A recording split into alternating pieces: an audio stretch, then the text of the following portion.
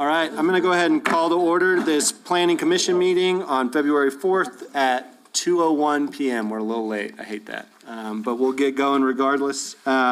Stephanie, why don't we do a roll call?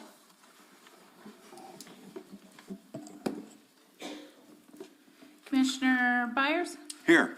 Commissioner Hall? Here. Commissioner McElina? Here. Commissioner Richardson? Here. Commissioner Rigsby? Here? Commissioner Williams? Here.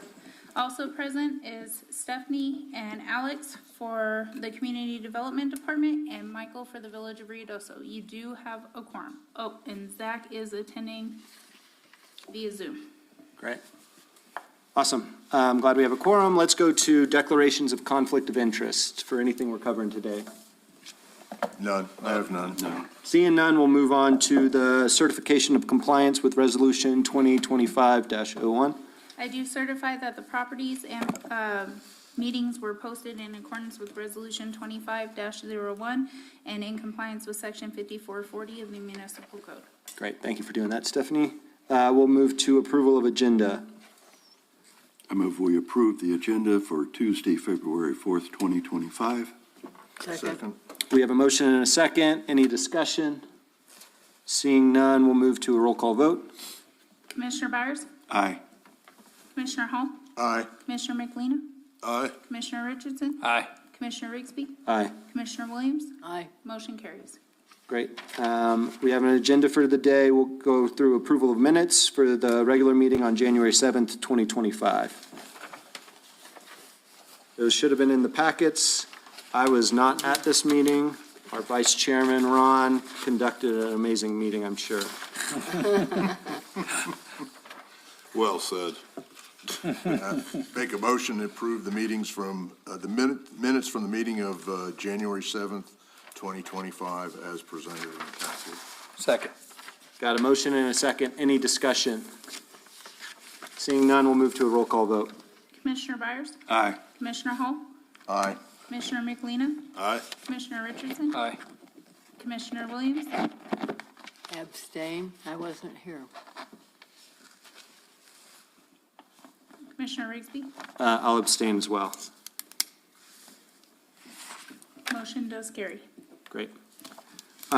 Sweet. Number 5, public input. So this section is for anyone that would want to bring items to the Planning Commission for information or items that are not on the agenda today. So there's a couple of folks. Thank you for being here today. If you have a comment about something that we're discussing later in the agenda, you'll get the opportunity to give your 2 cents then, but this is for any other comments. How are we doing online feedback? Are they going to raise their hand or? They're all applicants. Okay, sounds good. Well, one commenter and one applicant. Okay, sounds good. Last call for public input then for any items. Sounds good. We'll go ahead and close public input and move on to our quasi judicial public hearing. The first one, Stephanie, variance PV 2025-01. What can you tell us about this? So this request comes forward today for an encroachment request to 2.2 into the front south side of the front yard setback and 1.3 feet into the 10-foot rear side yard setback, sorry, not word, to place a 16-foot by 76-foot manufactured home. The applicants are victims of the flood and from the fires, and they are looking to relocate their home that they own to a property outside of the potential flood hazard areas. So we have accepted the application for variance in that stance, as they are already in possession of this home. They're not trying to overbuild. They're trying to, ask for a placement that would meet their needs for their accommodations. I do have Mr. Anthony and his wife available online for any further questions. Great. Thank you for being here, Mr. Anthony. Will you tell us a little bit more about the application or anything that wasn't stated for the record? Okay, sir. Thank you. Actually, we have been living at the Gavilan Cannon Mobile Home Park until it got flooded. As far as I know, the place we lived is considered as a 10 by 10 flood zone. Hence, we would like to move our mobile home to 106 Spruce Drive. We have a lot over there. As the variance is not much, I hope you would let us move our home. Thank you. And I forgot to swear you in. I know you're on Zoom, but if you don't mind raising your right hand and say you'll tell the truth, nothing but the truth. Yes. Thank you, Mr. Anthony. Okay. Anything else that you would like to add, Mr. Anthony, before we move on to public comment? Right now, I do not know what to say. Actually, right now we are living in FEMA's RV trailer because last 6 months we are there. So it's very hard to stay over there with me and my wife and 2 dogs actually. So if you give me a chance to move that's really appreciated, sir. Okay. Thank you. And I'm sorry that you've been displaced and impacted. At this time, we'll go ahead and open it up, Stephanie, for public comment for folks either online or here in person. Before we do that, did we get any letters or feedback or anything from this? On 106 Spruce, a total of 27 letters were mailed, 0 were returned, and I had 0 written responses. I do have Mark Wilson available on Zoom that is wishing to make a comment during public hearing. Okay. Sounds good. Well, we'll go ahead and open it, public hearing for this item. If anybody would like to comment for or against this item, now would be the time.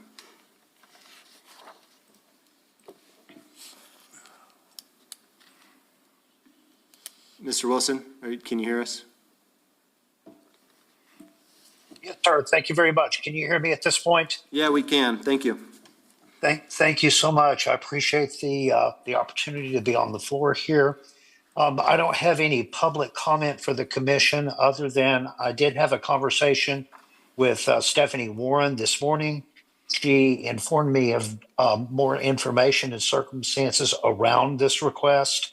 I am not in a position to oppose this request. I wish the family all the best in their relocation efforts. Thank you, Mr. Wilson. Anybody else to make a comment that we have here today?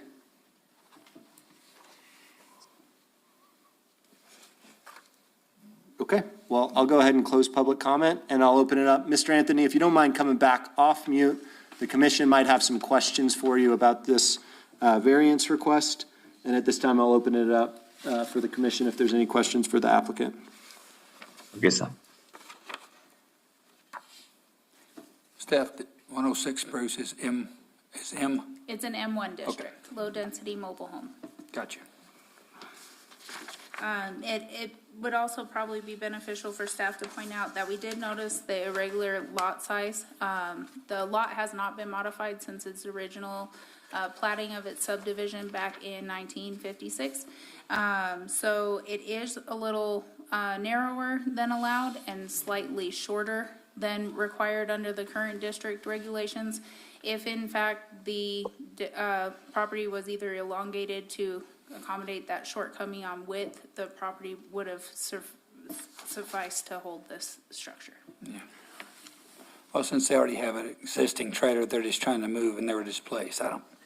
I see no problem with that. That's, And they're not asking for front setback, it's the rear of the yeah, lot. just need to I accommodate. think the front is like 2.2. 2.2 feet into the 20-foot front yard setback. Yeah. Are the setbacks under the old chapter 54 or the new chapter? Yes, the current 54 has not been modified yet. Okay, We so did it's go the through old. public hearings. It was approved by council. However, we are waiting Yeah. for the modified document and then a notice of publication, and then it'll go into adoption 5 days after that notice. So at this time, and when we received the application, it was still in In the for old, that's what, existing. and that's what you've got. So the front yard setback, in theory, say the paperwork was all good, wouldn't apply because we Not did for a the 15. front. He would have just been asking for a rear. Okay. Questions for the applicant, folks? I guess the only question that I would have is looking at the lot and the way it's laid out is, you've got 25 vertical feet from the road to the back end of the lot, and you're putting a 76-foot trailer, which at least one end of it's going to be 20-plus feet above the ground. How are you going to deal with that? Because most mobile homes I've seen in the village here don't have 20-foot heights on one side of the house, and that's a pretty significant challenge to do that and keep the house from not going down the hill. So that's my only question. I'm planning to put a retaining wall over there, that side, the behind the back part of the mobile home. So I'm planning to put a mountain dirt. So I already talked to one contractor. He said he can do that. So put the mountain waste and mountain dirt, then make the retaining wall. So it will really help to make it stability. Is that going to be a poured retaining wall or a block wall? I'm thinking of the tire, road rail tile. What's the tire? How to say that? Yeah, no, for 20 feet, that's going to create a problem. It has to be engineered by law. Okay. Yeah, all of If that it's will be over 4 addressed foot. during the building Yeah, permit. that's, Okay, so that'll, from the building end, they'll specify what they can build to do that. Yes, Okay. the state will require certain modifications on their footings. Okay, that was my biggest concern, was just the difference in elevation, but.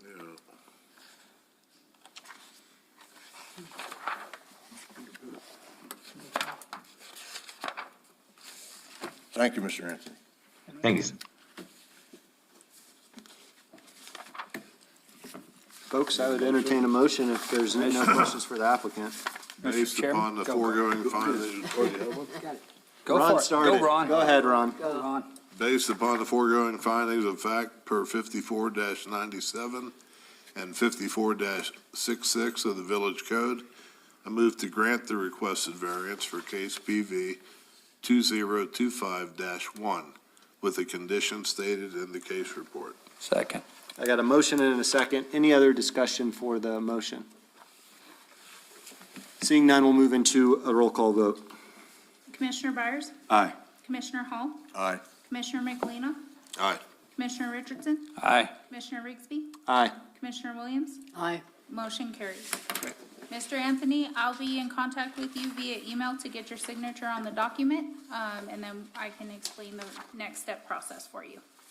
Okay, thank you, ma'am. Thank you, ma'am. all. Thank you, Mr. Anthony. Thank you. Enjoy your day. Good luck. Good luck. Yeah. Good luck. Thank you. Okay, let's move on to the next one. 6B, variance PV 2025-3. Stephanie, what can you tell us about this one? Today, we have forward Mark Younger on behalf of the property owner, Don Hickman. They are requesting to encroach 19.4 feet into the 20-foot west front yard setback and 6.7 feet into the 20-foot north side setback to construct a 20-foot by 22-foot carport within the R1 district located at 106 Torion Loop. Mr. Younger is here and available for questions. Mr. Younger, do you mind coming on down? We'll swear you in, and then we'll see if there's anything else that you would want to add before we get feedback. Mind raising your right hand. Say you'll tell the truth, nothing but the truth. I will. Thank you. And is it green, the microphone down at the bottom? Yes. Okay, cool. So, Mr. Younger, what else would you add about this application that Stephanie didn't cover? Yeah, so the specifics obviously been laid out. The one issue that I see in the staff report, which normally I totally agree with, this is a corner lot, so it has 20-foot setbacks on two sides. And normally that's a big deal for a line of sight and all that. I've driven up there. You can kind of see it in some of these photos on page 5 of the staff report, the bottom one particularly, but I don't think the corner is so much of a big deal because the road to the side, Blazers Mill Road, is significantly higher. So by the time you're pulling in trying to turn onto Torion Loop, you can't actually see where the carport's going to be anyway. It's kind of, behind you by the time you get to a location where you can see onto the road to make the corner. So that's really what I have to say about that. It's I don't think it's a safety issue right there, just because of that change in elevation between the two roads. But beyond that, yeah, we're just asking for a variance. Another thing to point out is that we will be just a couple of feet from the property line, but from the actual edge of the road is still significant. It's more than 20 feet, I think it was. There's certainly going to be enough room to still park a car outside of the carport, and off the road in a safe place, so. Okay, thank you. Thank you for additional context. At this time, we'll open it up to public comment. If there's anybody here that would like to comment on this for or against. Okay, seeing none, we'll go ahead and close public comment at this time. And then Stephanie, is there anything else from the staff report that you would like to add? So for the record, 19 letters were mailed, 0 returned, and 0 written responses. One finding that staff found in preparation for the case study was that there is a discrepancy in the current pictures versus the Google images. The Google images were captured of May of 2024, and the current structure pictures were in January.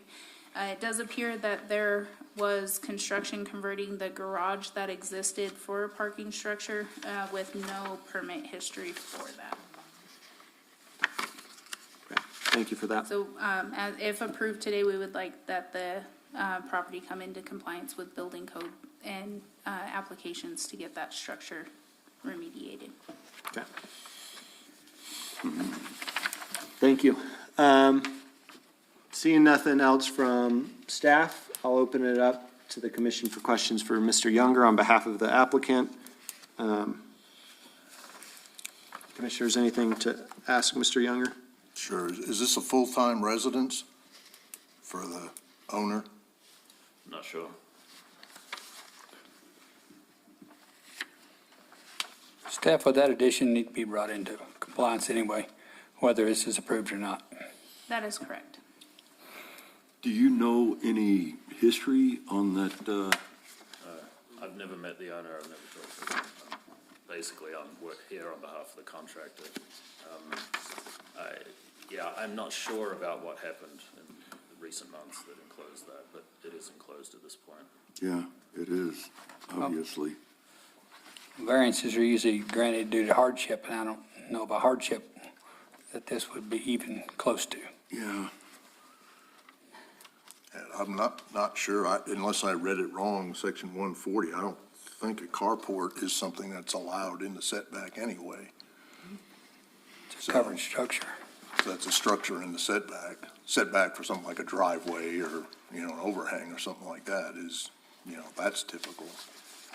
We've had these issues before where unfortunately Mr. Younger doesn't know the history of why it got closed in.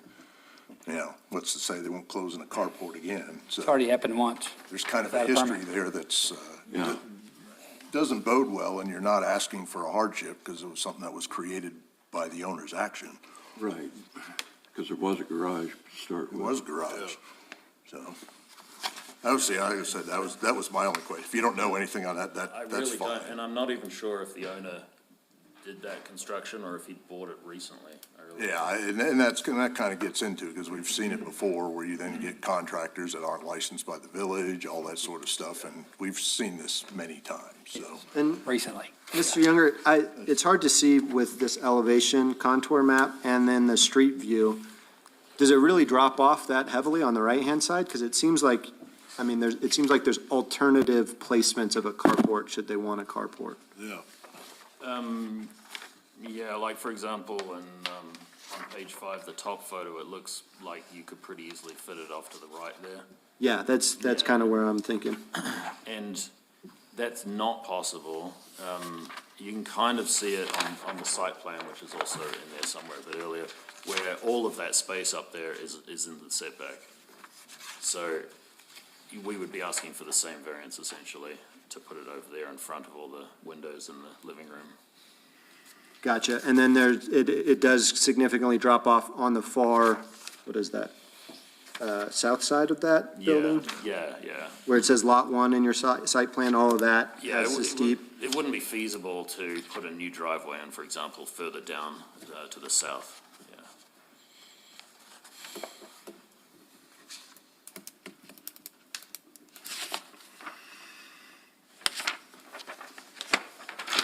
Thank you.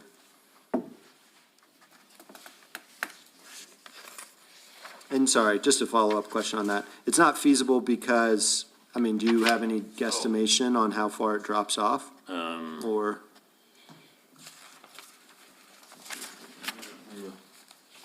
Yeah, I haven't actually done a topography on this, I'm not totally sure. Oh, well, you can see it pretty good on page 4, I suppose, at the top. 5-foot contours, oh, yeah, they are. So from where the driveway is to the bottom, the southwest corner of the property, it's dropping 5, 10, 15 to 20 feet. okay. Yeah. Well, we do live on a mountain. Nothing's flat. That's true.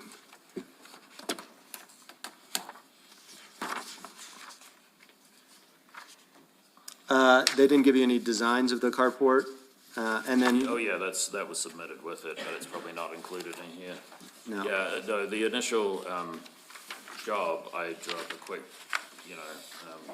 carport plan with spot footings, and the idea was to use the existing asphalt as a parking space, and these spot footings would allow the roof to go up.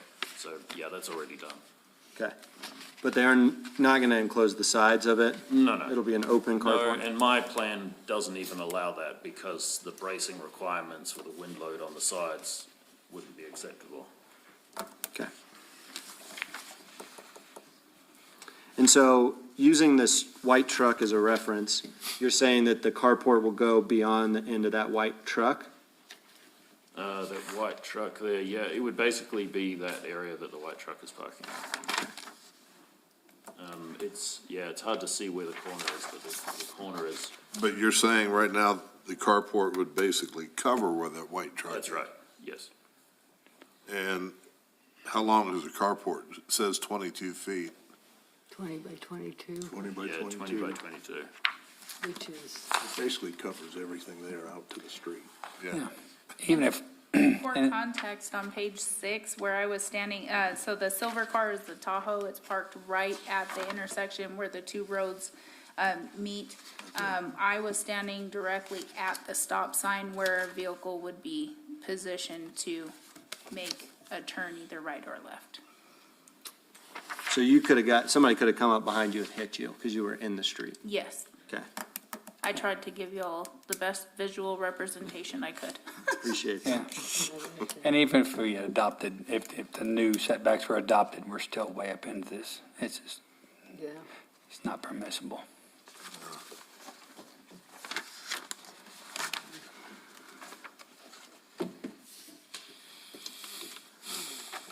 Folks, what other questions do we have for Mr. Younger? Comments? We can't answer the questions we wanted. Not his fault. No, it is not.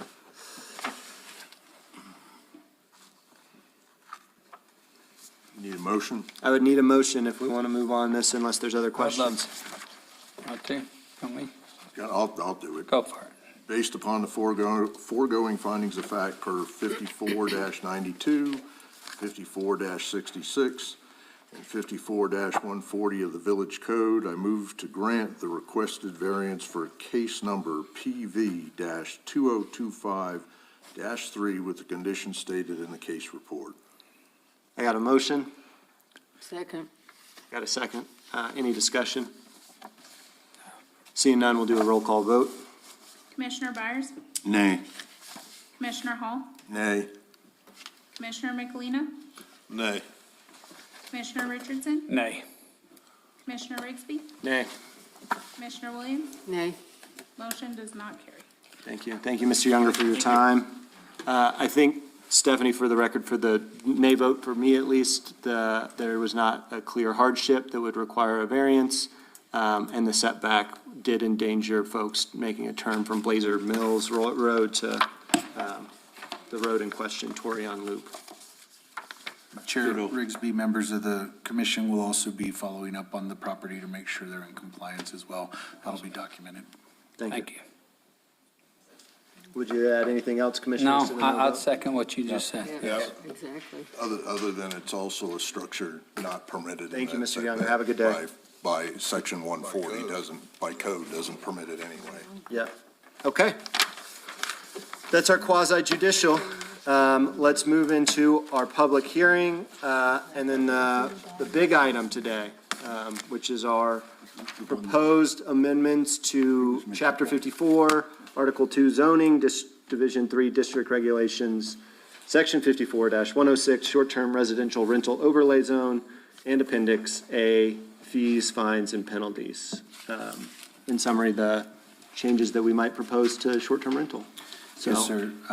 Chair Rigsby and members of the commission, obviously, as you all know, the subcommittee was established. There were 4 independent discussions with different members of the public that were impacted in different ways. That committee obviously had those discussions and brought information together, the last being the town hall that we recently had last week.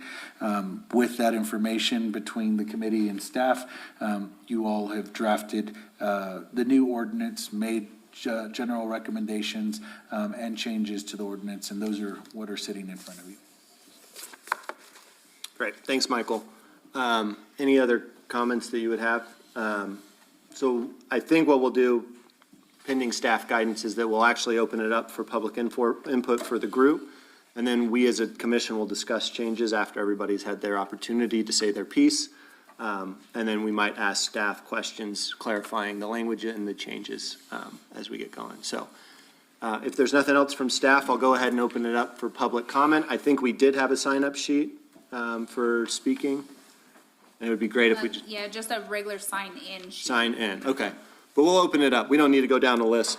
Are we gonna do a 3-minute? 3 minutes, yep, that's what we typically allow for.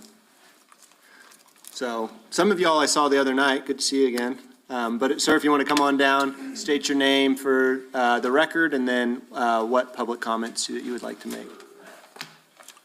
And then I'm going to set my phone alarm, but I'll just give you a warning when we're getting close. Sorry, man. Don't forget to Sounds good. All right, go ahead. All right, name is Shane Zimmerman. I'm local here in Ruidoso. I'm also a realtor and also own 3 STRs that are permitted through the village. My biggest concern, there's a lot of little ones, but I said keep it concise here. The permit application fee going up to $565, of course, was astronomical.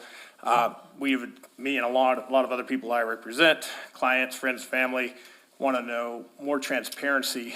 Why the increase? Of course, during the last public hearing or meeting, you discussed some software, bringing up some staffing, other infrastructure, but it still didn't justify the amount. And I mean, we would be okay with, we're very open-minded. We know the needs of the community, being a realtor too, knowing that we've got some affordable housing needs, we've got other stuff. STRs do bring a lot of money to town, so we don't want to cut the town's throat. But, you know, even using a portion of that application fee to help fund some STRs, non-mobile homes, I would suggest, let's try to do like some site-built condos, townhomes, apartment that aren't going to depreciate and make the town look run down.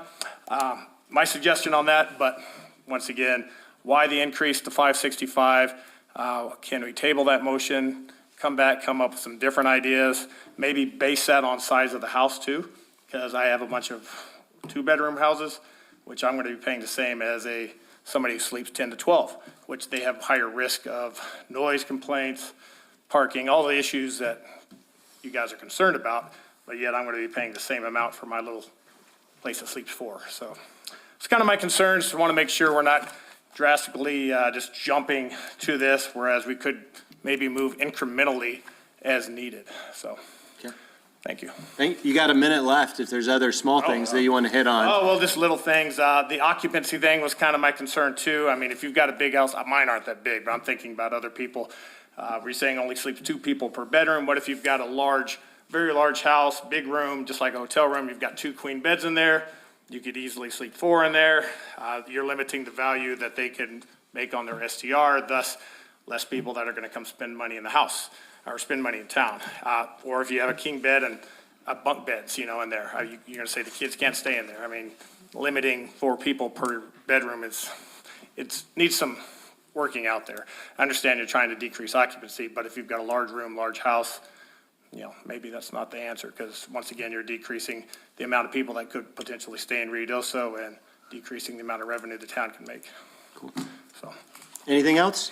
I mean, you nailed it. You got 20 seconds left. I don't understand the NOAA weather radio. I know people are from out of town and, Yeah. you know, don't have the emergency alert, but I mean, I feel like if you put one of those old school weather radios in the house, it's gonna stay off. They're not even gonna use it. Maybe I'm not aware of the kind you guys are recommending, but, you know, you have to have them on to work, and if they're always going off, they're probably gonna leave them off. So, I don't know. I appreciate it. Thank you. Thank you. Thank you. And we'll try to get some of those questions answered from staff after the public input. So thank you. Anyone else? Come on down.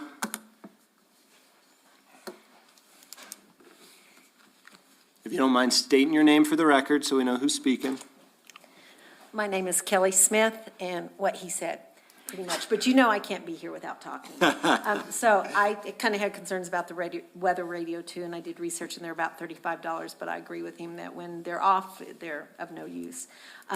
And then to address something else that Shane said, I know that I've had several discussions with other short-term rental owners that, you know, when you talk about a sleeping unit, well, you can put 4 bunk beds in a big old room or 3 queen-size beds. But I think one thing that we've talked about before is that's where you get increased parking, increased noise level, increased disturbances. So I kind of do like the whole sleeping unit thing. And as far as sleeping unit goes, I am very concerned, as is Shane, with the $565 increase. We talked about that. It's over 1,000%. I think I like that word he used, like either do it incrementally, you know, like over a 3-year period or whatever, but I think I have a better idea.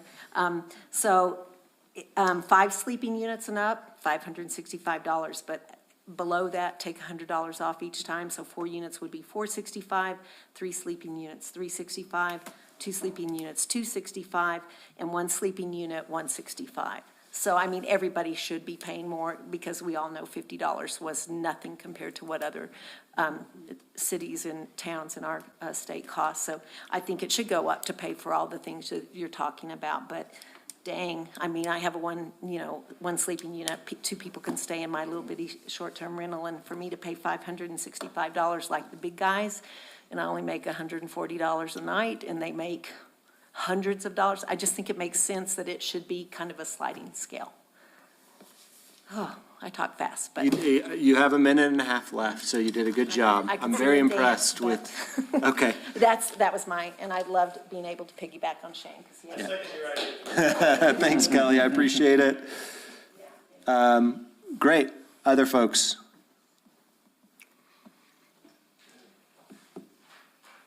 Yep, come on down. If you'll state your name for the record, and then we'll give you an opportunity. My name is Teresa McDaniel. I'm property manager and manage small properties here in Ruidoso. I agree with everything that was said prior to. And of course, the fees, they're just outrageous, and just kind of curious as to where that would be applied. Also, which was mentioned at the community meeting a week or so ago, where the budgets, when will that be shared as far as the monies that are coming in for STRs? The software, which was mentioned that the amount for the software is outrageously expensive, and I just feel that needs to just be in-house so that way employment opportunities and whatnot for here in the village of Ruidoso.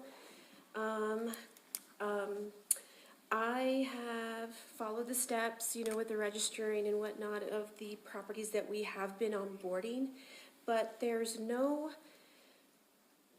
start or there's no for property management companies and owner-operators alike to create and enforce a policy and procedure on what the guidelines and everything that need to be enforced. And I think that's all I have for now. And I do talk loud as well and fast. Could you restate that last point? I don't think I fully comprehended it or followed it. So following, of course, we follow the rules. Yeah. And the onboarding of registration on the new properties, the new cabins. And or to create and enforce with property management companies alike, everybody, it goes for everybody, and also owner operators on, hey, here are the steps, here's the policies and procedures, this is the outline of what needs to be done when, onboarding properties. We might have, properties being bought, from our neighbors, Texas, and here's, what you need for the permit, and then where does it go from there? What are the rules that need to be addressed for if they're managing their own property, or even, of course, we're familiar with policies and procedures here in town for curfew, any of that. But when we do the reservations, we have a property management agreement with our owners, and we have a rental agreement with our guests, and we raise the bar. No parties, no people over this amount, parking as well, pets if they're approved or not, and just, open line of communication with people who are reserving these properties here, so that way we can kind of get a better idea of who we're inviting to our village. So that's what I have to say. Thank you. I appreciate your comments. Other folks, anything to add? No? Okay. And it's just Zach online. I'll kind of do one last call for anybody else if there's anything else to add. If not, I'll go ahead and close public input, and then I'll ask staff maybe to come up. Christy, I see you're here. Hi. To maybe answer some questions from the commission if there are no other public comments. Okay. This is the 5th opportunity for public comment, and there'll be another one with it depending on what is presented to Village Council as well. So I'll go ahead and close public input, and we'll have staff. Christy, do you mind coming up? And then Michael, you can stay where you are. So thank you, Chair Rigsby and Commission. So some of the first things I'd like to address, the weather radios. The major reason that the weather radios came into discussion were honestly due to the fire and floods. One of the biggest concerns that was brought to our attention during the fire and floods were those sitting in short-term rentals.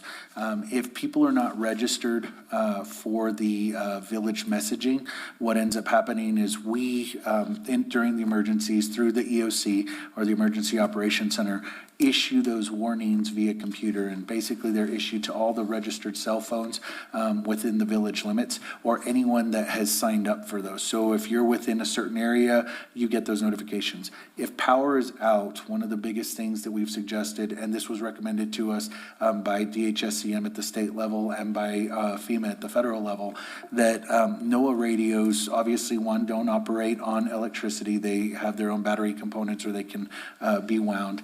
The second piece is they carry those local frequencies, and so they can automatically alert individuals when a notification like that comes out. Because we are moving into close to 5 to 7 years of possible flooding or other issues related to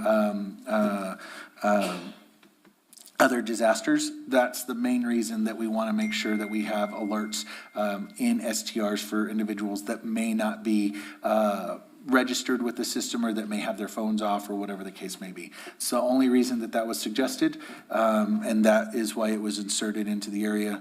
Again, we probably received about 150 notifications from people that didn't receive anything, and that's what brought it to our attention.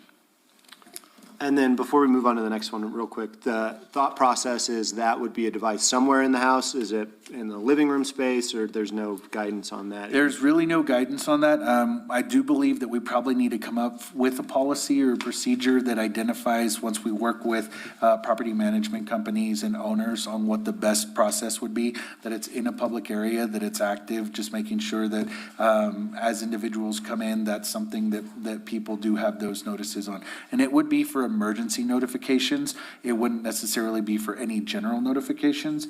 So it wouldn't be constantly going off with dings or rings if something does happen they would get the flood notification or they get the fire notification. Okay. But like, an example would be mounted next to the fire extinguisher. Next to the or- extinguisher or something of that nature, yes. All right, thank you. So the radio itself, the way I understand it, is it doesn't have to be turned on. If it receives an emergency signal, just like our phones, the emergency signal triggers those to be alerting. Thank you. It was an easy question, but. Sorry, I'm sorry. It's okay. It's okay.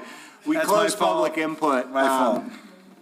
We closed public input, so technically, we'll hopefully get to your question. No, you're okay. I appreciate it. Sorry. It's okay. He's good at answering questions, so it's all good. Continue, maybe Michael, you can hit the next concern, or Christie, maybe we can get your feedback on fees and. is that So where we you can wanna go? talk to fees, high level, I'll cover those, and then they can get into the details of what that covers. Yep. So when the initial review came to the committee, one of the discussions was looking at, looking at the current fees that are charged, and what they actually cover.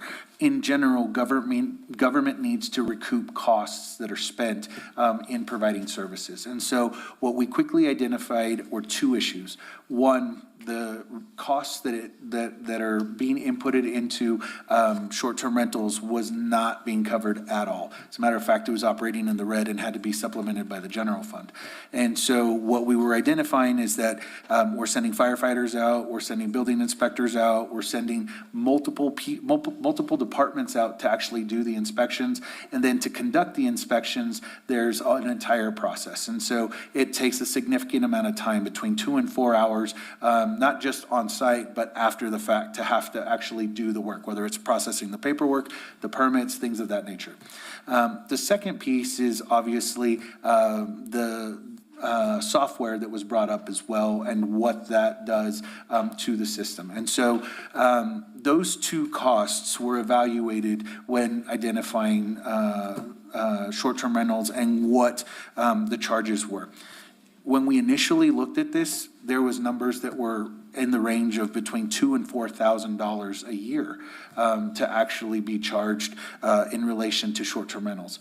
When we quickly identified that and had conversations with staff and with others, we realized that that was a significant increase. And on top of that, it probably wouldn't cover the staffing levels that we were looking at from a policy perspective. If this went to council, how would we hire X amount of individuals? Would that really be something that could be justified? And so the costs that are here, to be more transparent, Chrissy can go into the details, but they do cover costs. There really isn't any general revenues after the fact that are created. And so I'll let Christy go into the details of what those cover. The details of the coverage of the. The 565. Okay. And Christie, do you mind just stating your name, title? Because I don't think we actually introduced you at the beginning of the meeting, so. My name is Christy, and I am the short-term rental admin assistant. Perfect, thanks. So the fees itself will go to my salary, which currently comes from lodgers tax funds. It will also go to an inspector, because it's the initial cost of getting an inspector dedicated to short-term rentals. It'll cover the cost of getting the employee, getting the desk set up, and also a vehicle. Of course, maintaining the vehicle, gas, all that stuff. And then once all of those are covered, then at that point, fees can start going, the money that comes in, once all that's covered, and it covers the cost of the software, then the funds can also go to PD, fire, and forestry, and hopefully into water to help recover some of the issues that come from the amount of people that come into town, and solid waste, to help cover their costs as well, because of the amount of infrastructure that gets used every time that many people come into town. And so from a breakdown, the cost of the infrastructure is roughly $125,000. That $125,000 is annual. It's not a one-time fee. It is exuberant to what we currently pay.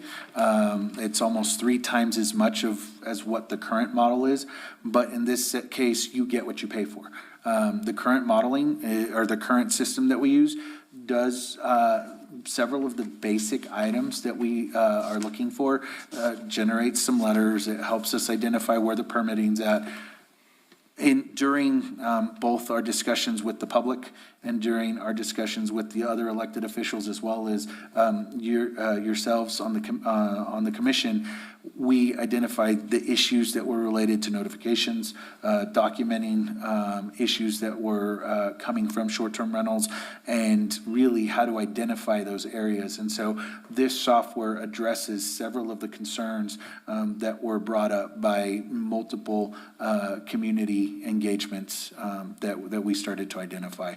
And that's why the cost is so high. There was a discussion on how those get paid for. As Christy mentioned, lodger's tax right now does pay for those items, and it does offset a portion of her salary that goes towards what she's making. And so we need to auto-correct that. Really, it should be an enterprise fund that's driven to help maintain itself. Those lodger's tax funds really should be going to other items. And so I can get more into the lodger's tax component, because I know that was a question that came up as well, but that's really the transparency of what we would be doing with those funds. And Michael, correct me if I'm wrong, one of the other benefits of the software, and one of the reasons short-term rentals, kind of raise everybody's ire, is we will use them as a 24-hour dispatch with a one-call number. Yes, sir. That also documents stuff that goes on, so that when you get to the point where you have strikes or systems or things that do not get resolved, it's documented, so when it gets presented to council, they can be able to look at, yeah, this is a valid suspension or not. And that's kind of like adding another staff person, but it's something that we don't have that ability to do it now. And the system now, well, I know from personal experience, it doesn't work.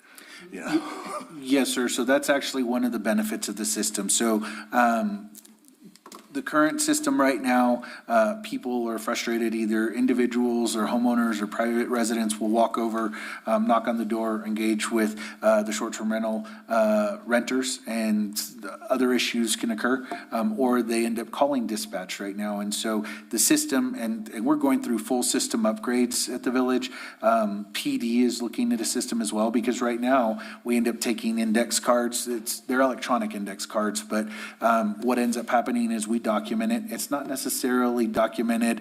It's just a loud noise or call. And so that's how it's listed under the system currently. What the new system would do is identify loud noise, short-term rental, X amount, and it records all of that item, and then the dispatching component. So rather than pulling PD or fire away from their current processes or their current responses, we would have that individual, or really it's two that we're going to push for, and supplement the cost of that from the general fund, so that we're not completely impacting the 525 or the 565, and try and see what that looks like for a 24-hour position. And that way, when the number is called, we can dispatch that individual. Again, if there's other issues that are related, whether it's a fire issue that you really do need fire on, they would end up responding with the officer that's responding. Or if it is a domestic or some other issue that requires PD, they would be dispatched as well. But this dispatch component will work in kind of offsetting that issue with dispatch for public safety. Yeah, thanks, Michael. And another question, I guess, for staff. I believe the subcommittee evaluated peer communities to evaluate their current fee structure. Where do we fit within that range compared to peer institutions? We're very comparable. Las Cruces, their permits are $50 per year, and they don't have a cap anywhere I found. Their average rent is $500 a night. And then their population is 1,115 plus people, 1,000 people, sorry. And then they have 60 hotels. So theirs is a lot lower, but they don't really have as many short-term rentals as we do, because they have more hotels. And then Santa Fe, they have, their first year permit is $425. Every subsequent year is $325. And they only allow 1,000 permits. Their average rent is anywhere from $800 to $1,000 a night, and that's for any like 3-bedroom, 2-bath house. Their population is 90,000 plus people, and they have 50 hotels. Taos, their permit is $525 per year. They only allow 120 permits. Their population is 6,500 plus, and they have more than 50 hotels. Albuquerque, theirs is 120 for the first year and $90 every subsequent year. Their population is 560,000 plus people, and they have over 100 hotels. Alto's permits are, for Alto Lakes, $900 for 2 years, and they don't have any hotels in Alto, and they have about 2,600 people.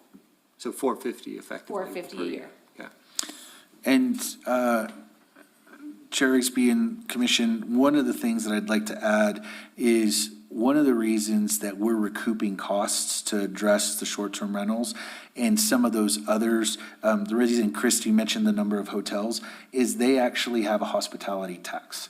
The hospitality tax addresses the concerns that we are actually trying to work with right now on the response and other components. So those monies actually come from a different fund, but they're still raised. So while you only see $125 for the permit or $90 for the permit, the actual inspections, which is what we're paying for on the back end, is taken care of by another revenue source, but there is a revenue source that exists to help cover those costs.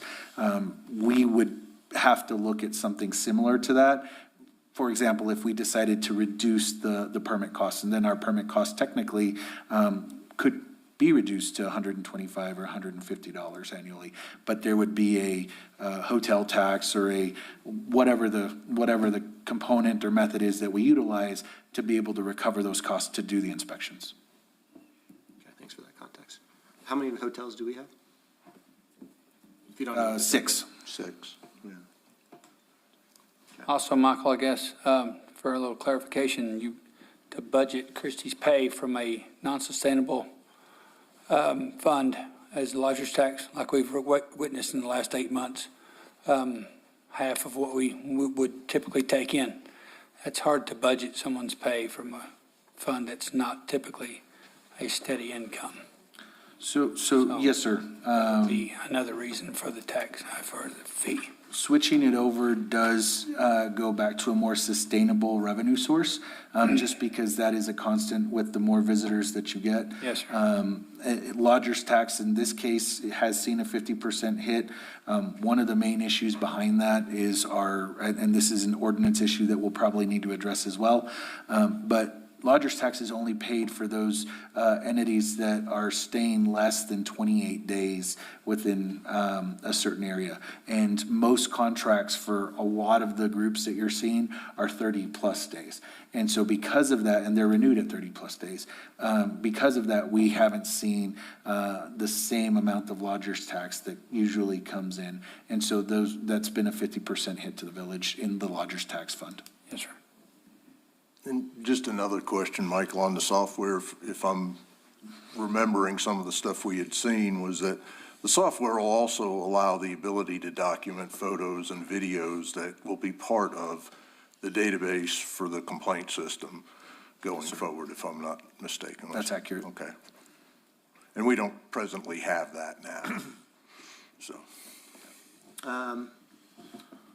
I think one of the other concerns was about the occupancy. Maybe you can speak to that. Do you want to address that first? Or? So by putting more heads in beds, basically, by filling up houses with 4 or 5 beds to a room, which I've seen doing inspections, that creates party houses. People are already gonna, if you tell them you could have 4 people that stay there, they're gonna take 6, 8 people, depending on how they do their sleeping arrangements. By cutting down the occupancy, it does cut down the noise, it does cut down the parties, it does try to make our residents have a little bit more comfort of not having 30 people staying in the house next door to them when it really only sleeps 12. So we're proposing limiting the number of people in each property. And essentially, because you can only have so many people in one property, they'll have to rent more than one property. And Chair Rigsby and Commission members, there were several discussions about how to approach this process. One philosophy was based on square footage. Another philosophy was based on room size. Another was based on number of rooms.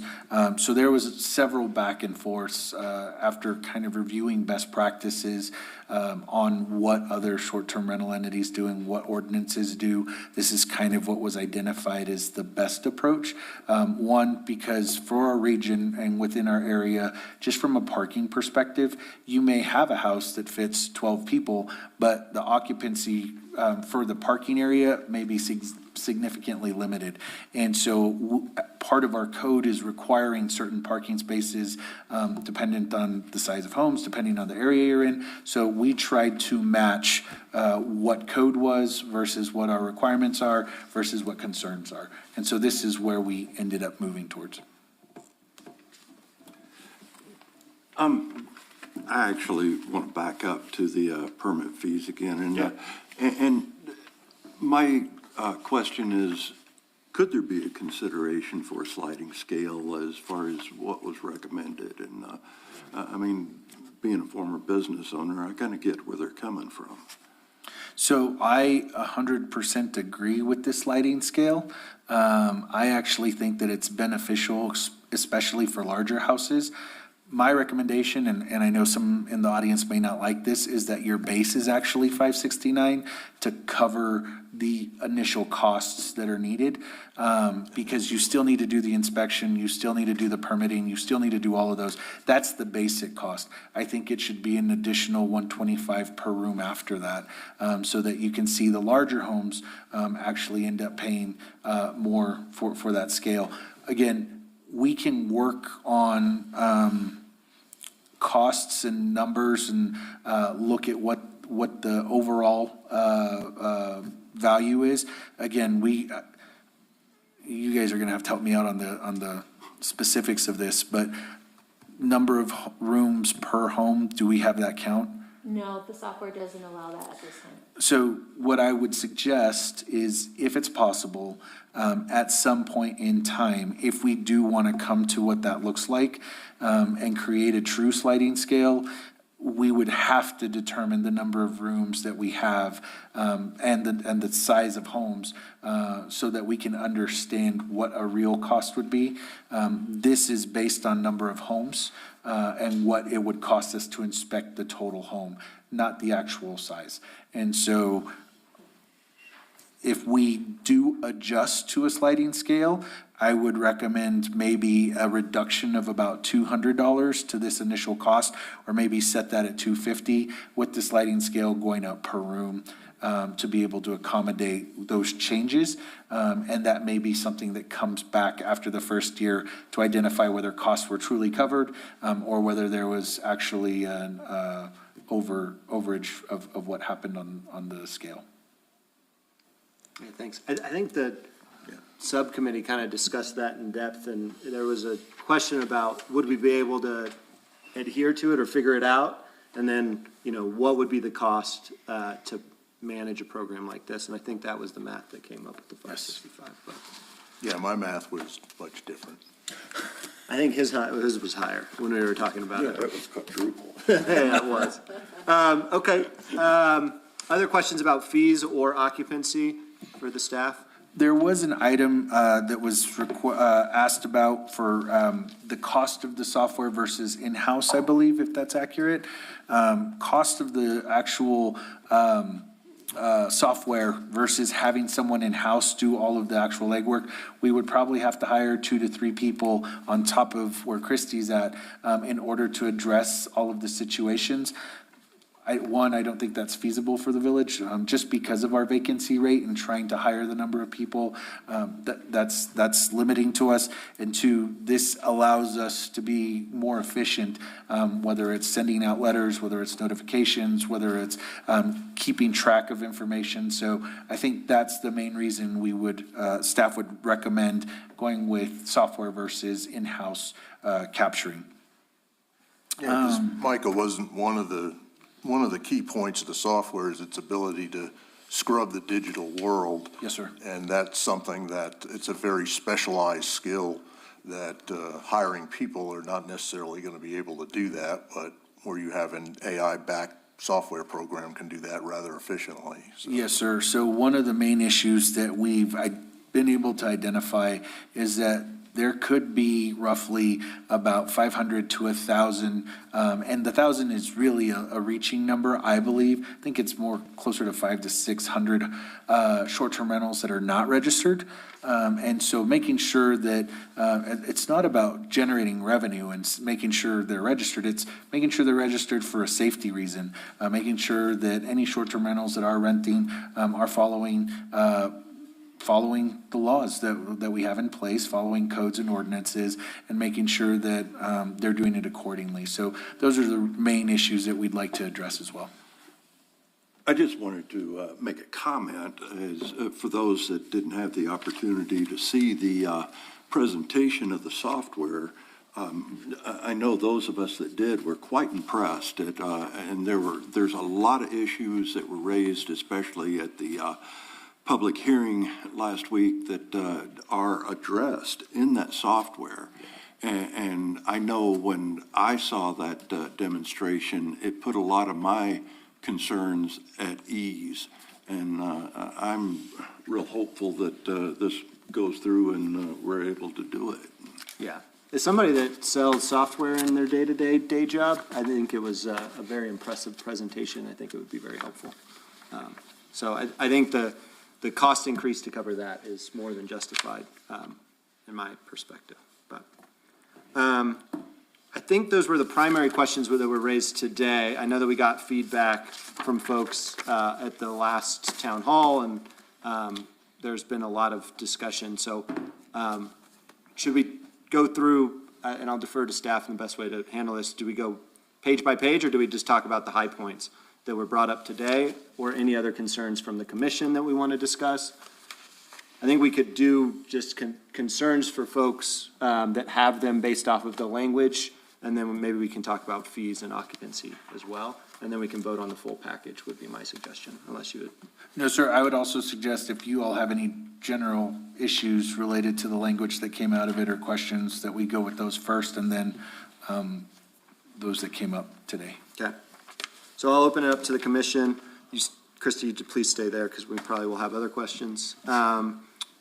Questions, concerns, feedback? I'm looking at, hey, you, Vicki. I have a question.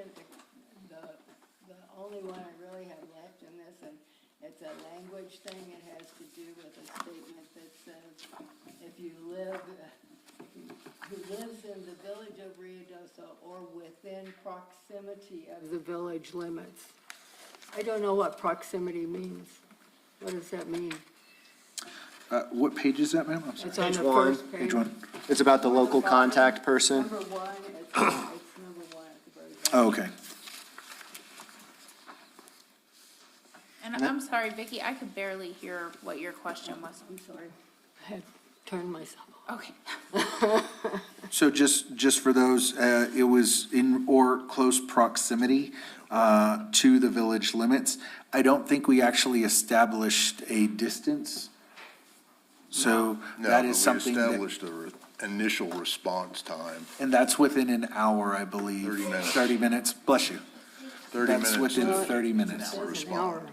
So the, Just to respond, not to fix the issue. No. yeah, so the difference in definition, Vicki, if I can provide some clarity, the C1 is existing language, so we aren't addressing that. They need to have somebody local within an hour of Ruidoso essentially, but they need to be able to respond to an incident, whether that's calling, resolving, acknowledging, they need to be able to respond within 30 minutes. And that's in the updated language on page 6 during the suspension and revocation process. So we will need to clarify, because on page 1C, number 1, it does say within an hour, and on page 6, it does say 30 Yeah. minutes. So we would need to clarify what direction you all would like to go on that. Yeah, I thought it was the start the response within 30 minutes. Right? Yeah. That's what, Resolve within an hour, be there too. I think it was intended to be acknowledged within 30 minutes. that Yeah. There was, because you're not going to solve every problem in 30 minutes. No. But No. yeah, so this is page 6, just so we're talking about the same language, and I think that is L4, the failure of the local contact to respond within 30 minutes is an automatic unresolved issue. So the hour, they have to be able to drive to Ruidoso within an hour, I think was the intent, and then they have to be able to respond to a complaint within 30 minutes, was the intent in that language, unless I'm missing something. What we may need to do is just adjust that language to reflect the full hour and 30 minutes versus, No, It's not an hour and 30. no, it's No.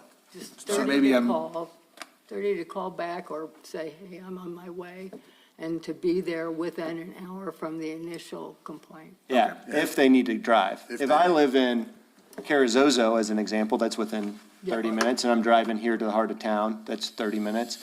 I might not need to drive to resolve the issue. If there's a noise complaint, I might be able to call the renter and address it from Carrizozo, as an Okay. example. But I still need to be able to be here physically within an hour. Yeah. Yeah, and then the intent was to get something started within 30 minutes minutes. because of, when you got no response, if you had issues. Yeah. Then you wind up know calling that- PD and, So I- 'cause you want them to be able to start the response. Recognize you're not going to be able to solve every problem in 30 minutes, but Right. if you don't respond, that frustrates people more than, and if they at least know, hey, and if it's done through the call center, the 800 number, we'll know when that was called, and we'll be able to document, hey, did they do anything, and start to follow up that whole process. Yeah, because the call center does do a follow-up. Yeah. And that's kind of, as I said, that's what's been missing. That's why as we talked about, as I said, accountability. The system we have now is not nearly as accountable as this system will be, in my humble opinion, and months of debating stuff with Bart. So is that, Vicky, I think you raised this question originally. Does that help Yes. with your clarification? Yes, Okay. yes, definitely. Cool. And I don't know if we need to change language based off of that then. let me just confirm with Zach, we'll review it, but I think if 4 stays the same, my concern is just how C1 is worded on page 1. Okay. So we'll go ahead and go over that and make sure that that's accurate. Sounds good. Okay. Other comments, questions, concerns? Okay. I have a comment. Yeah, we'd love to hear the comment. Now's the time. I really think that you guys did a wonderful job. I know it took a lot of time, thought, and effort on your part to come up with this. And really, congratulations, you guys did great. Thanks, Vicki. That's very kind. The staff did a lot, the public input, the Yes, everybody. stakeholders did a really good job of providing targeted feedback rather than getting into an issue. I do think we should talk about the 2 main items that came up, because those were items that came up during town hall and other public items, which was occupancy. The example that was gave today maybe was not the best one, because they were talking about folks in a 1-bedroom and they might have 2 adults on the couch. More likely, if there's a 1-bedroom cabin and a family of 4 wants to come up for a weekend, there's 2 adults and 2 kids. So maybe we can talk about, I think we do need to talk about occupancy, because that came up in the public input. And then maybe we can discuss fees, because people have said it's 1,000% increase. When you actually break it all out, it's a little bit less than that, because there's a combination. But maybe we can talk about what we think about the amount. When you book a hotel room, they always ask adults and children. Yes. And so if people, of course, people are going to come up here and rent a 1-bedroom and try to bring up as many adults as they can. It just happens. But there's got to be a way for us to, if a family comes up and they want to bring their 2 kids, there's no reason why we should stop them from doing that. But, we should know who is coming up to the cabin or who is coming up to the rental. And I don't know if that's something that can be included in the reservation process or what they need to do. I think when they do the reservation, they do say typically how many Okay. are coming. But do they specify who it is?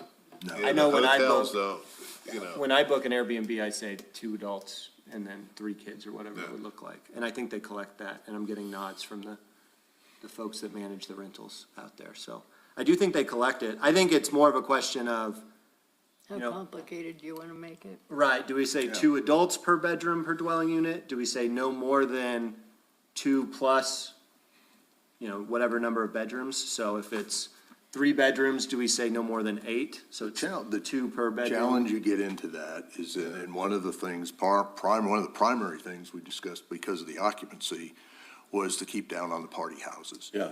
Yep. The horror stories we heard where you get people trying to put 15 people in a 3 or 4 bedroom house, that was why the occupancy said, well, what's the easiest way to do that? And when you mentioned, like I said, kids, that's an easy number. You have to also be able to enforce it. Right. And then are you going to hire more people to be able to do that, to enforce that? And then your $565 fee goes to $765 because you have to have some way to be able to enforce it. If you're going to put it out there, occupancy, if you go 2 per bedroom and you can look, you've got 3 parking places, well, okay, you're probably going to have that. But if you suddenly have 4 cars there, you kind of figure something might be up from that standpoint. And as I said, in the horror stories of places that have perennial party houses made my story look minimal. I mean, I've had a few issues, but not to what some of these people deal with every friggin' weekend. And that was the reason for going, okay, it's 2 per bedroom, and if you sit there and you suddenly look and there's 10 cars there and you know it's a 3-bedroom house, and it's after, 9 o'clock, where you know there's an issue there, and that becomes very cut and dry. If a code enforcement officer has to go out and then go look at it and go, boom, okay, you've got 20 people here, that's an issue. That's why it made it to be simple. That was the intention to make it. It was a simple way to do that. And, that's where the kind of debate and things that came through. Yeah, I totally agree. I mean, I was in some of those conversations. The thing that I would maybe alter in the current language, and I should have probably brought this up earlier, is no more than 2 adults per bedroom would be the only thing that I would recommend. So I'm one of 4 kids in a family. I could We would live be with able to have to rent, we'd have to rent a 3-bedroom as an example. Is there a cutoff limit as far as child, what's considered? Yeah, I mean, legally 18 would be the logical one. I was thinking Maybe we should make it 65, pre-hormonal, 66. like 12 or less, and No middle schoolers whatsoever, they're the worst. Well, to that point, I mean, right now, my family and I are trying to set up a vacation for 5 adults and 4 kids. And so it only limits us to certain locations that we can go that have that standard. And it says adults require parking permits or whatever per vehicle and whatever the case may be. So if you do a limit of adults and tie it to parking, however we do that, and there's only a limit of X number of spaces, then you may already be limiting whatever that may be. Because if you have a family of 5 and there's 2 adults, you only have 1 car. I'm just saying, and so it may be that one location. And I think one of the examples was if you have a family, it's a 1-bedroom or a 2-bedroom cabin, and you're sleeping those kids on a pull-out in another bed, whatever the case may be. I think that's part of the discussion. But there may need to be further discussion on occupancy to figure out what that formula looks like, or getting more input. Yeah, I mean, if you wanted to change it, if we got out of here, 2 adults per bedroom. Yeah, I think And that's, that's reason, that's The reason. intent is to keep the occupancy down, though, yeah. I would agree, yeah. Yeah, I mean, that's reasonable language, I think. And I don't think we define a dwelling unit in another part of the code, but not in this code. Not in this code. I don't think it is. It's not in short-term rentals. Oh, no. And it's per as bedroom of the defined by dwelling unit. IPCs. But it gives you a breakout of the definition on page 2, number 8.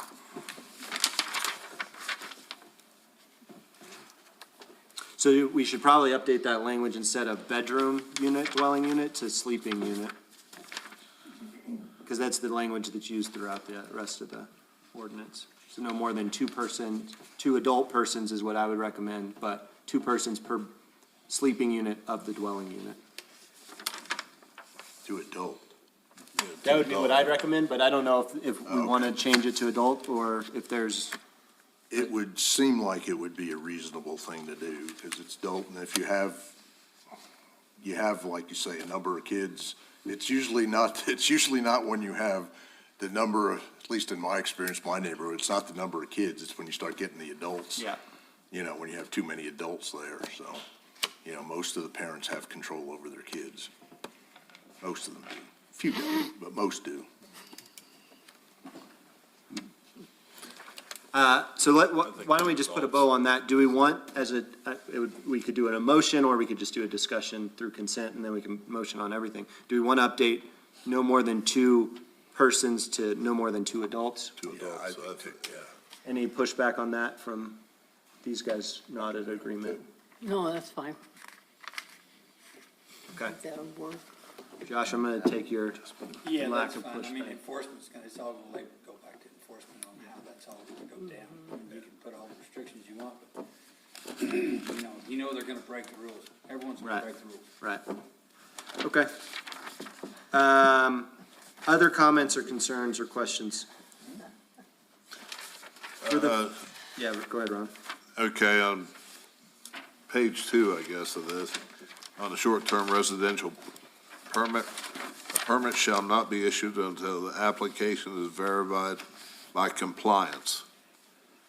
Who will be doing the inspections for that? So we're gonna get an inspector for the short-term rentals, because And they right will now I'm be in utilizing, that department, yes, right Okay. now I'm utilizing the building officials. right? And then as far as the compliance, it's not just the safety compliance in each property, it's also other factors, like the forestry, they have to be compliant with forestry, they have to have that certificate of fuels management that is required, it's Sure. in the code for that, or in the ordinance for that. And then, there were a couple of other things that were thrown around that I'm not sure if it's gonna make it into the proposed ordinance changes or not in the future or anytime soon for utility billing.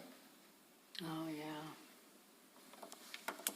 Well, it's in the language, though, in our draft. It's in there. It's in the draft. It is in the draft, it did make it. It is. It did. Yeah, you have to be, you can't be delinquent. Can't be delinquent Yeah. on your utilities. Village Village utilities. Which makes utilities. sense, because if you don't have water, you aren't really gonna Shouldn't have have- people staying there either, so. But this is something I hope everybody understands, they're questioning the fees. And really, we're building a department that has never existed before, Yes, sir. That's right. okay? And so now we're trying to appease a lot of people in a lot of different ways here. But what we're trying to do is get a document that provides enforceability and happiness between everybody. Yes, sir. But in order to do that, we can't really try to strain the current services we have. It's only fair that it's brought into another department, and those people, the permitting fee is gonna have to take care of this. I mean, there is a lot to building into this, and I just hope everybody realizes that. So, that's all I wanted to say. I'm just gonna drop these numbers up here, 'cause this is what everybody's. I appreciate that, sir. We actually dropped public This is the input. overage right here. If you can I appreciate it. explain I'm the sorry, Mr. difference. Zimmerman. We closed the public Y'all are hearing. being quiet about this, and everybody's wondering. We're not being quiet about it. We did the projected costs. I appreciate your We comments. said what the costs were, we added them up, there they are, there's an overage. You're I taking appreciate those your out. comments, Mr. Zimmerman. We had public input earlier. You paid one. I think they provided a detail of what was going to be outlined. Read what I got in the notes. I appreciate your notes. I do appreciate it. There was a calculation. All right, good luck, We're everybody. not trying to brush anything under the table. Thank you, sir, for your time. Yeah. The information that was provided was assuming that there was an overage in income based off of the fees that we get. I'm not sure how I got the numbers, but do you want to provide any comment on the overage, if there would be an overage? So say there's $500 per short-term rental times however many short-term rentals, and then what's the cost to run the program? Do you want to provide any more? Sure, so what we were looking at is really covering the salary of an inspector and then the time on a very minimal level that it would take to actually do the inspection plus response. So on an overage, I don't really know if there would be one. I think it was more on the sliding scale component if there was a possible overage. But the numbers that are the 565 are actually to try and bring that one person on.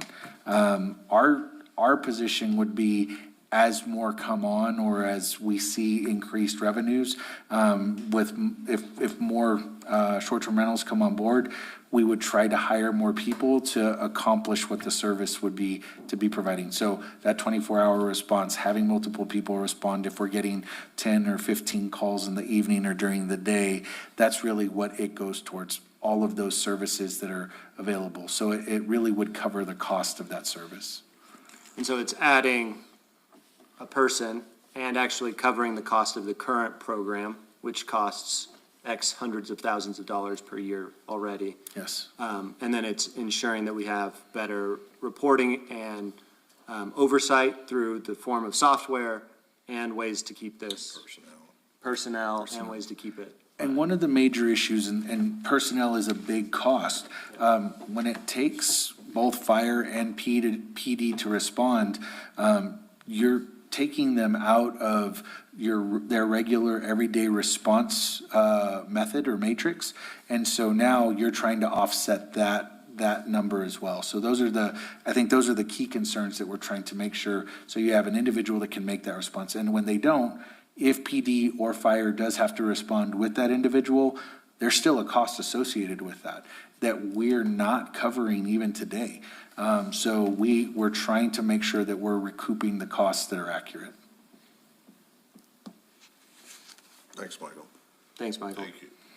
And I think we did the current number of permits for that calculation to get to the 565, which was 1,300. We based it on 1,200 because there are gonna be some short-term rentals that we lose, because of changes that we're making. And then just to be on the safe side, basically. Do you think that's a high enough number? I mean, if there's people that are certainly here that are mad about this, there's gonna be natural attrition that is gonna lower that number and possibly even further. I mean, so I just want to, or would like to make sure that all of this is fully funded and we can build a great department so that this becomes good for the city. So, I believe 1,200 is a conservative inventory.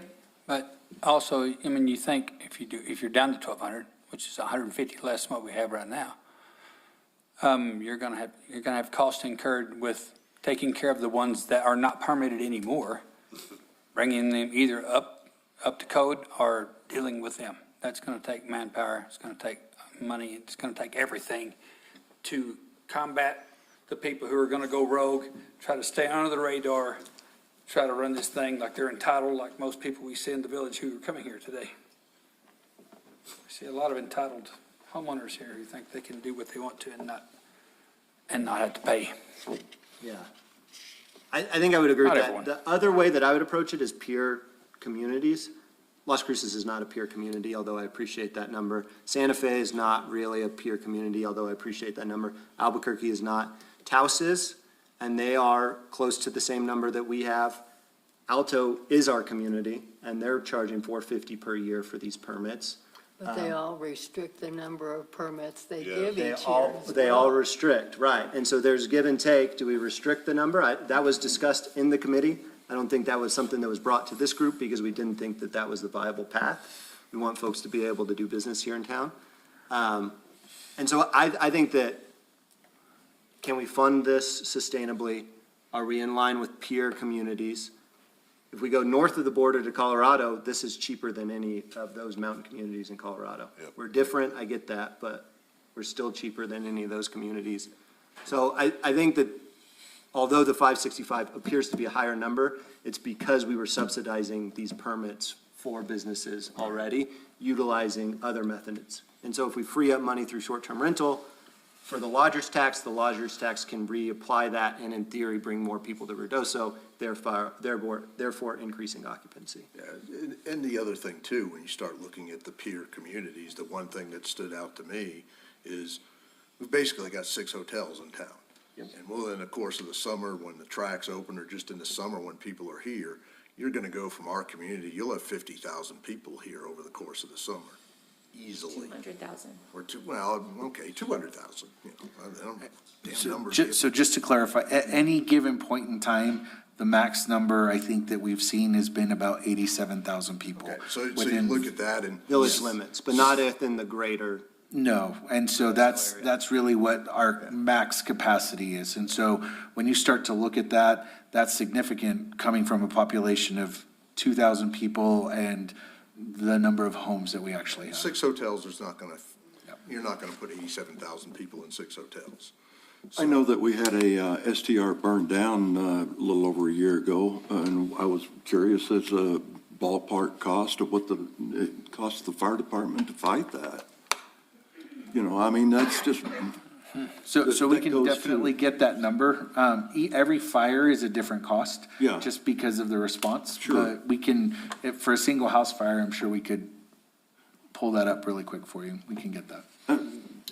I just think it goes to support, you know, what we're trying to do. And All of the And, infrastructure involved. You know, Mr. Zimmerman did not, he had his concerns, so I appreciate him bringing forward, but the overages would go back into the general fund to help fund other departments if there was an overage, correct? I mean, that's the way that the permitting would work. So most of our permits go into general fund or whatever account we have set aside for them. The main reason for that is because they get used for different things. So whether an inspector's on overtime, let's say we don't get to hire that second person, and suddenly the individual that is working has to work 2 shifts or is working 2 weekend shifts. Those funds will get utilized very quickly to be able to do inspections, or if more inspections are necessary. We do charge small fees for them to go out, but it doesn't cover the overall cost of everything. If we really decided to look at that, that's where you're getting close to those numbers that we talked about that were significantly higher. And so we obviously don't want to price people out of the market. I know this number seems to be doing that, or people consider it to be doing that, but it's really trying to recoup costs to be able to provide a service and to be able to provide a reasonable service. Right now, we do have some building inspectors that, I mean, they are booked almost 10 hours a day, and then they have to cut a portion of that time out to do inspections for short-term rentals. And it jams both the building inspections up and the short-term rentals up. We've had individuals reach out to say, why is it taking me 2 weeks to get an inspection? And it's because of that, because we're working them. And the inspector or the compliance officer has to be trained in the building code to review these short-term renters, right? So I don't know if they have to be a full building inspector and have their GC license, right? But they do have to be trained in building code. No, and those are the other issues. So let's say you do have somebody that walks into a perfect conditioned home, and they are inspecting it and everything looks according to, as it should. They are able to hand out that notice and say, here's your permit, you're in compliance, you're good to go. When there is an issue, and I use this as a reference because it happens a lot, but when you have a hot tub that's sitting on top of a deck that has a 110 plug, and suddenly it's like, oh my gosh, we have an electrical issue, there is a red tag that's issued, or there is a closure that's issued, and then the building inspector has to come out, and now a whole entire electrical review has to be done. That's a significant amount of time and money that's not taken into consideration for that short-term rental issue. And so we try to get ahead of those issues by letting people know, if you're going to build, make sure you follow the building code. If you're going to add certain things, make sure you follow the building code when you're adding those items. But when we identify them, especially during the short-term rental reviews, that's when we start running into, you have to come back, you start red tagging, that brings in whole other departments, and their fees are trying to address that as well. So those are things that we have to look at as well. Okay, thank you. Yeah, I think, Josh, like I said, the fundamental challenge we had is, yeah, you're gonna be different, but the thing that was always the concern is we have to have a better enforcement mechanism. That means people. And you have to have the people to do that, whether they be an extra PD officer or an extra fire inspector, or whether it's two code officers, or code and compliance officers in short-term rentals. You can't, you're not gonna get it for free, and it ain't gonna work for $100 permit. It just ain't. you Right. know. And that's, as I said, that was. Or it's subsidized by other Or, means. or it comes out of, as Michael says, it comes out of the general Yeah. fund. Underpriced. Well, you know, also, I mean, you're essentially running a business out of a residence. Yeah. You're paying residential utilities, trash, water, and sewer. Yeah. How many times do we see it by Sunday afternoon? Everyone's on Facebook posting pictures about trash overflowing in the dumpster. It's all over the ground, everything else. Okay, well, that's cost that the village has to go out there and empty the dumpster, also pick up all the trash. These people come to town, they don't care. They're just gonna trash the place up because they got a house to go home to. I'd hate to see what their house looks like if they treat ours like that. But the fact of the matter is commercial properties pay commercial utilities, and these STRs pay residential utilities. And the fact of the matter is it does tax the system to a point. I'm not saying over the top, but just like say if you have a toilet that's overflowing and they drive off and leave it and no one knows about it till Sunday afternoon or Monday morning, there's a lot of water and sewer that's gone. You know, that's used. I know it's on a sliding scale, we're on a usage, but the fact of the matter is it's still really, you're using your house as a commercial business. Yeah. And you're not getting charged for commercial utilities. So I'm not saying charge for commercial utilities, but someone has to pick up that extra cost to pick up the trash Yeah. or the water usage. On that point, like, you know, I have a couple of rental units in town that are duplexes or part of a condo complex. I get charged at the commercial rate, which is right now $300 a month because of the increases that we had last summer. My home, which has full-time people in it, I'm only getting charged $100 a month. So I think your point is well taken, And Josh. one of the things too, Josh, I mean, that and other places were legally somewhere in the U.S. judicial system, they're going to determine whether that truly is commercial. But one of the things we discussed initially in the subcommittee was we realized those impacts, but we're not going to solve them here with this. And kind of one of our recommendations, and we've talked about it, is back that the village, the governing body, needs to look at putting together either a committee or a commission to look at, okay, well, what is that cost, or what would that be, and what is the true cost of the trash you got to pick up on Monday and those type things. That's a significant chunk of time and analysis to do all of that, and it's something we couldn't address here. But knowing that those impacts are there, It is a but problem. quantifying those, that might change. That might change that 565 to 2565 Yeah. if you get down to Well, looking at what yeah. that is. But that's why when we looked at it and when I bothered Alex about it, I says, I want to know what the minimum is to sustain, an ordinance that would be enforceable from that standpoint. Sure. And that was There's just, a complaint to a solution, and there has to be an answer for. yeah. And it's, Totally. and the other thing that I'm at least thankful of, as I said, it's not set in stone. Go 3 years down the road and figure out if it doesn't work or what needs to be tweaked. We can do that. I'm sure we'll have the governing body in place that'll say, hey, maybe you need to look at this again. Look at it again. But you look at it with more data and more experience and something in a different system, so. And the staff might know this. When was the last time the fees were raised in general? And when we And first had our short-term I rental? wanted to try and make that comment. So, there's only two of you that were originally here when the program actually got started. It was in a self-certification process where it was based on good faith that people were actually telling the truth and going through it, paying $90 for 3 years, and that was it. There was no enforcement. It just kind of got spiraling out of control.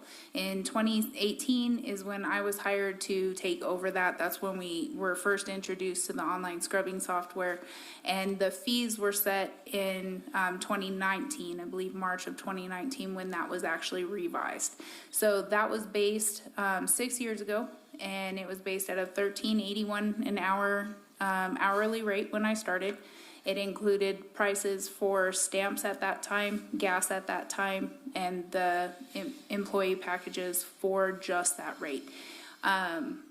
That position was the one that was trained to do all the inspections. It did get more costly when I'd have to bring in a building inspector or a type of personnel that was trained in those fields because something I identified looked like it was off. I wasn't a certified building official, I couldn't red tag, but I could tell you that that deck was lagging and that hot tub was about to fall through. Or there were exposed wires, you know, I mean, there's a logical sense, but I would have to call in somebody certified to be able to address those types of programs. The fees have not been touched from the extent of that. Also, the fee chart was also based on a 900 permit rating.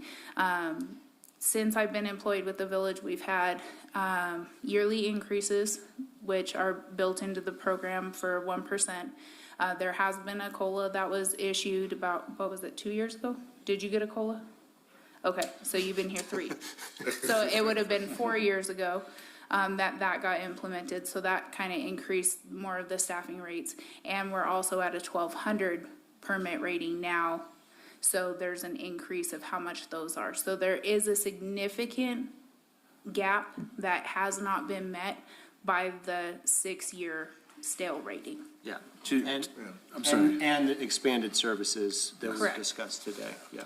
And Chair Igsby and Commission, to Commissioner Hall's point, the village just finalized, which is why we increased some of the other fees.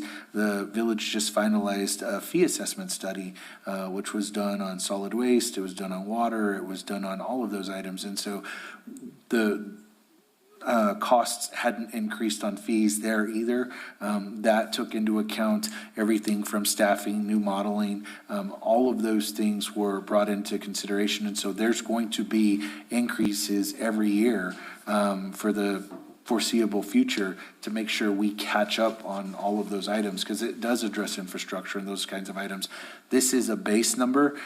We will probably have to do a full study to figure out what that looks like. The reason we can't do a full study today is because we don't have all of the data. The data that we do have is not necessarily complete. And so one of the main reasons we are going after the software is to be able to say, collect the data, process the information. Once we do that and evaluate the inspection process with the current fees that we have, that will be evaluated against that same data as well through a fee assessment study once we get that rolling. So, Thanks. I think we should talk about the other big section that was changed. Like, we covered a lot of the smaller stuff, but the permitting, suspension, and revocation process, that was the largest change that we incorporated in terms of holding folks accountable and making it sustainable. There's been 2 permits revoked in the history of our short-term rental program, 2, and we have 1,500 or 1,300 right now. And we've had the program for 8 years, 9 years. So the revocation was kind of in place. The ordinance became in effect in 2009. It was revamped and changed to self-certification in 2011. From 2011 to 2018, the self-certifying process came on, and then it was exchanged with having the position. So, I mean, 2 over the last 6 years at least, right? yeah, 5 years. there's not much data that supports how it was handled during the self-reporting because it wasn't really something that was monitored. But since 2018 to present, between Christy and I, the other 2 admins weren't here long enough to really get into that. We've only had 2 in that history time. And that's kind of been the challenge of why we're really looked at the software, and what impressed me anyway was their database ability to store the information, so you can get 5 years down the road and go, okay, these are all the either complaints, or this is what's going on, this is the revenue, all of that sort of stuff. Now, we need to get into the current century on how we maintain the data and grab it to be able to do that. But you can't change what's gone on in the past. It is what it is. And if you look at that period of self-reporting, well, obviously you have that for a long period of time. And that's why we're here today. Yeah. You know, among many things is because it's human nature being what it is. But, having the ability to capture all the information and then analyze it, I mean, I spent my career doing that, so I understand how important the data capture is. That's going to be, that'll allow decisions to go better forward about understanding impact and all that sort of thing, and understand what's going on with, you know, with infrastructure, or just, you know, you'll find out and be able to document, hey, this part of the village is a party house, you know, condominium, you know, from the standpoint of whatever's going on. But you want to do it based on information. You don't want to play that he said, she said game. That goes nowhere, you know, but this will allows you to get real data, real information. And that's kind of one of the things that we don't have that now with how we manage it. Yeah.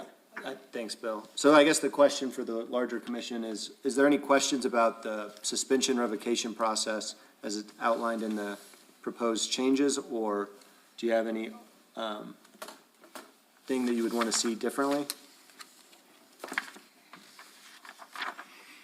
It's kind of one of those things that we don't know what will work until we do it, but we need to start somewhere. And I think that the staff and then the subcommittee did a good job of putting together a thoughtful outline of how to do the suspension or revocation with the ability to appeal up to the governing body.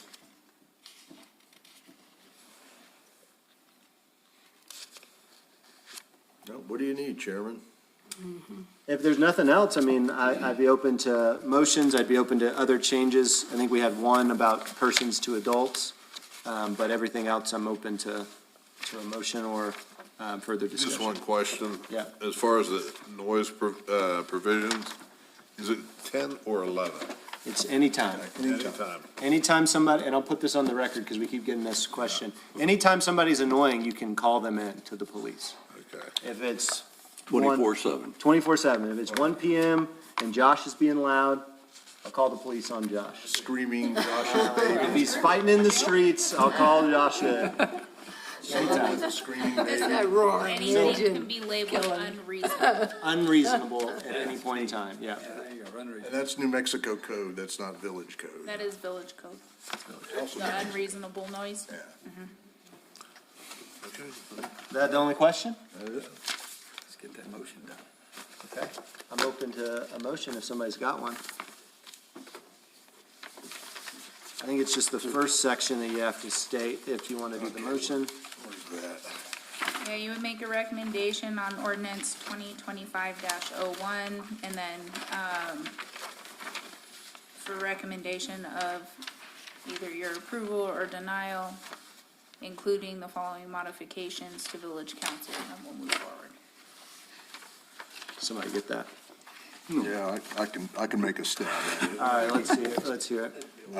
So good. Yeah.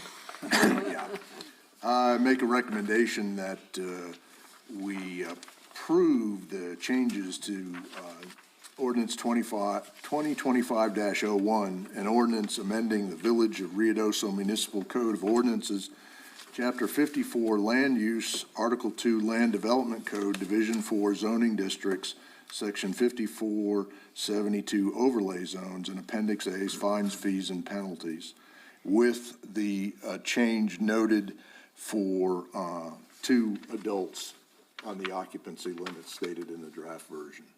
No, second it.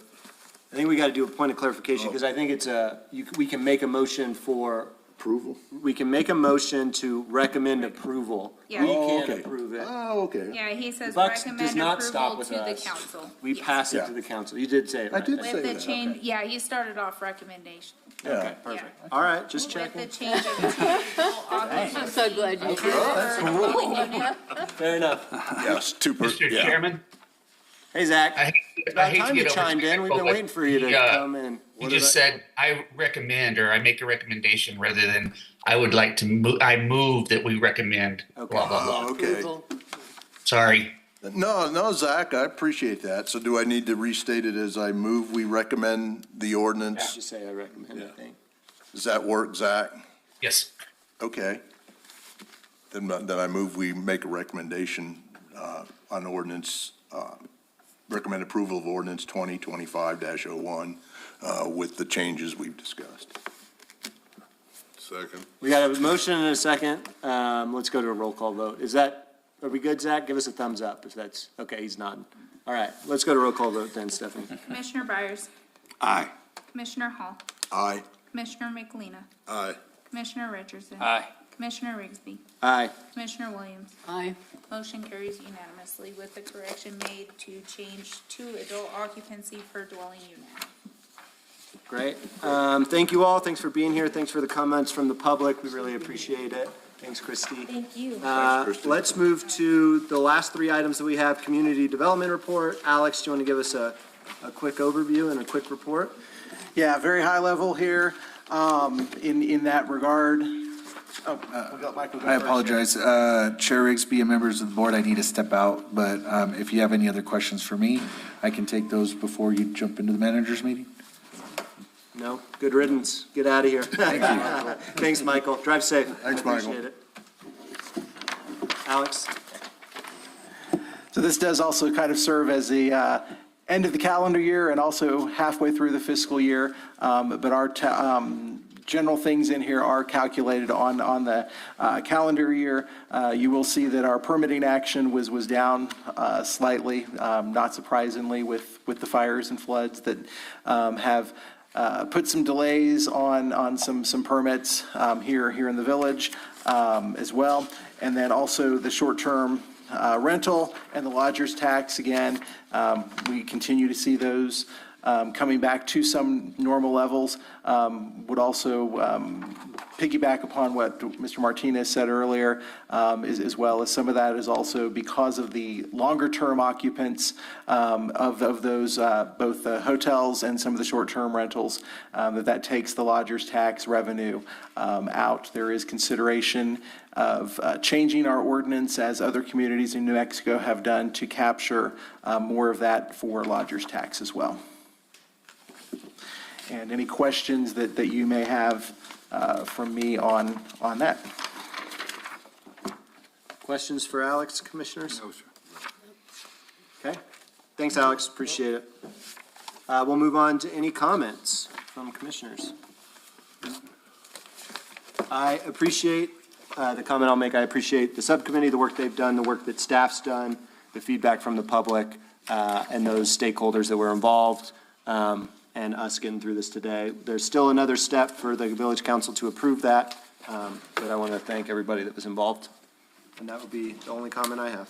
I also reiterate what Vicky had to say. You guys did a great job. Takes a lot of effort.